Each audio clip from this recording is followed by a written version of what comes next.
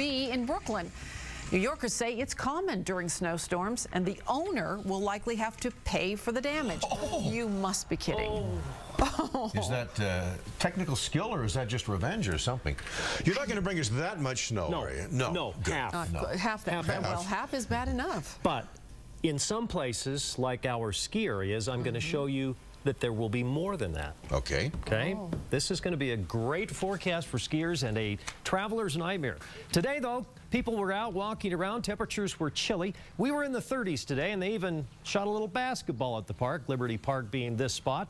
Temperatures are going to get even colder over the next several days. We have a front coming in, and already we have a huge snowpack. Here's a picture that comes us from Alta, and you can see the snow is pretty deep. Beautiful day today. Great powder day in a few spots. How about that snowpack? It is still very, very high. 139 in the Green River, 177 in the Bear River, 176 in the Provo, and in the south we have 298% of normal in the Virgin, even the Escalante at 115, 196 in the Sevier, and 225 in the Beaver River area. Now, bottom line is there's so much water in the mountains. If we continue to add at this rate, we would have a spring flood that would be unbelievable. But today, we had a high of 41 degrees in Blanding, Cedar City 42, Delta was 26, Eden 20 for a high today, Layton 34. Had a cold morning in Montpelier. Steve Coons reports -4, 24 the afternoon high. Provo was 37 and Salt Lake City 34. St. George, high of 51. The leading edge of this storm already moving into western Utah, snowing heavily around Elko. We have a southwesterly flow that will initially in the morning favor some snow in Provo and also in the Ogden area and up towards Brigham City along the Idaho border.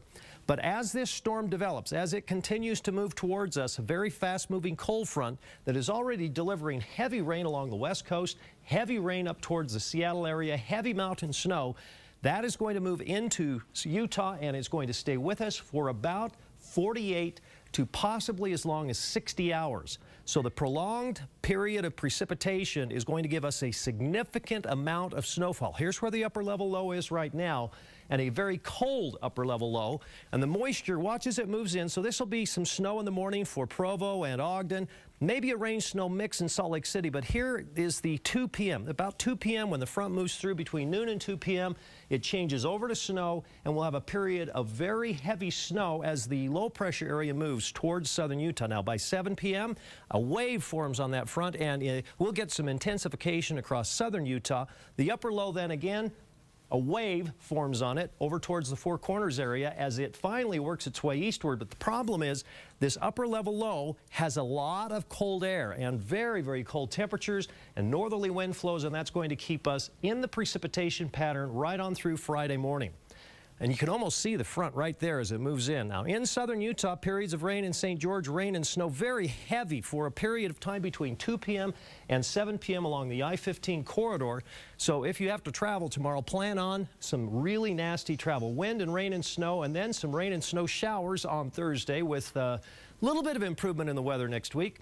Watch as the front comes in. You'll see them right there. Here is the front coming through in the middle of the day. We'll see slight improvement late in the day. 37 will be the high early in the day, 30 late in the day as the temperatures drop below freezing and road conditions turn treacherous. So snow tomorrow, heavy at times, snow Wednesday night and Thursday morning. And look at that high temperature, 18 on Friday with a morning low of 9. That means we bring in the new year reveling in single-digit temperatures.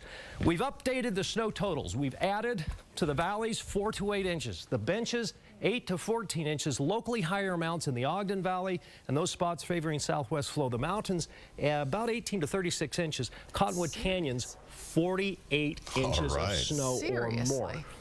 Will this be powdery or wet and heavy like the last couple of storms? It'll start wet and heavy, and then it's going to turn to powder on most of Friday. So good powdery snow. Everybody be careful out there if you have to travel, though. Tomorrow is not a good day. Truly. Thanks, Dan.